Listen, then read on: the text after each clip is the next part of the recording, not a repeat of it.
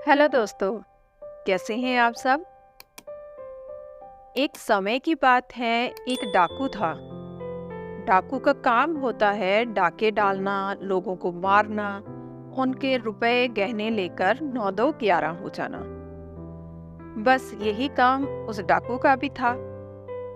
पता नहीं कितने लोगों को उसने मारा, ना मालूम कितने पाप कर डाले।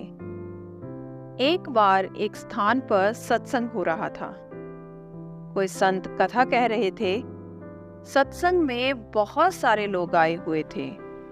वह डाकू भी सत्संग में आया हुआ था। डाकू ने सोचा, कथा जब तक समाप्त होगी तब तक रात हो जाएगी। कथा में बहुत से धनी लोग जब अपने घर को वापस जाएंगे, मौका मिलते ही उनमें से किसी को लूट लूंगा। कथा जैसे ही समाप्त हुई तो सत्संग का प्रभाव उस डाकू पर भी पड़ा, क्योंकि कोई भी हो, वह जैसे समाज में जाता है उस समाज का प्रभाव उस पर अवश्य ही पड़ता है। सत्संग में थोड़ी देर बैठने या किसी बहाने से कुछ देर वहां जाने से भी लाभ प्राप्त होता है। सत्संग का मन पर कुछ ना कुछ प्रभाव अवश्य पड़ता है।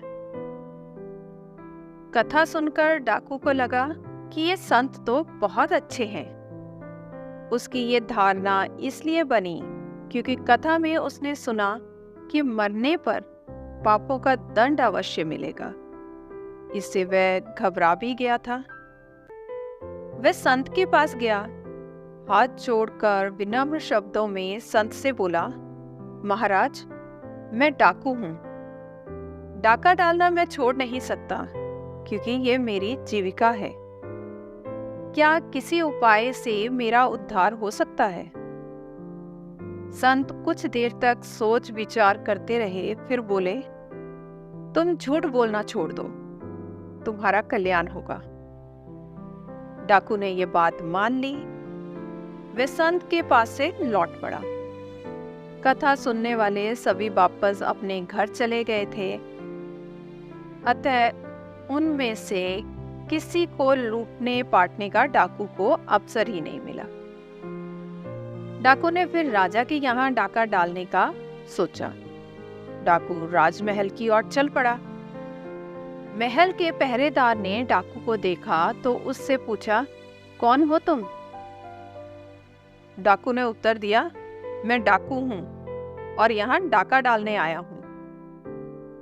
पहरेदार ने सोचा कोई राजमहल का ही आदमी है, देर हो जाने के कारण ऐसा बोल रहा होगा। उसने रास्ता छोड़ दिया और कहा, नाराज क्यों हो रहे हो? मैं तो एक सीधा सा सवाल पूछ रहा था। डाकू सीधे महल के खजाने के पास चला गया और एक बड़ा सा संदूक लिया और उसमें बहुत सारे सोने के सिक्के और गहने भर लिए, जितना वो उठाकर अपने साथ ले जा सके। डाकू उस संदूक को अपने सर पर रखकर बाहर निकला तो पहरेदार ने फिर पूछा, क्या ले जा रहे हो?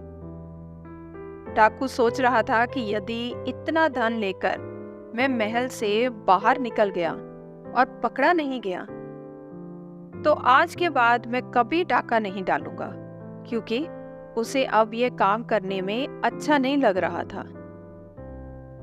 डाकू ने बिना झिझके उस पहरेदार को उत्तर दिया, डाका डाल के ले जा रहा हूं। पहरेदार ने सोचा ये कोई चिढ़ने वाला व्यक्ति है, इसलिए ऐसे उत्तर दे रहा है।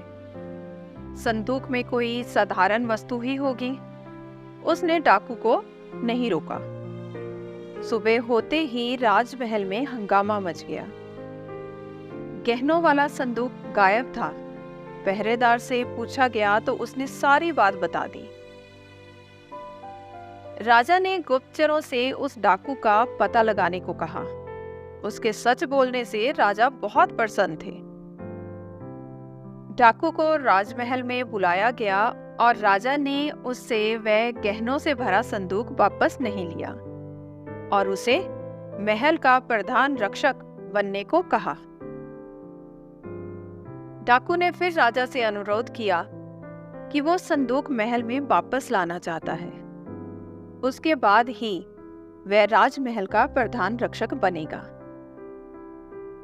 राजा ने डाकू की बात मान ली और संदूक राजमहल में वापस आ गया। तो दोस्तों, इस कहानी से हमें ये शिक्षा मिलती है कि हमें हमेशा अच्छे समाज में ही रहना चाहिए। अगर कोई गलत रास्ते पर हो तो हमें उसे सही रास्ता दिखाना चाहिए। तो दोस्तों, आशा करती हूँ आज की कहानी आपको अच्छी लगी होगी। धन्यवाद।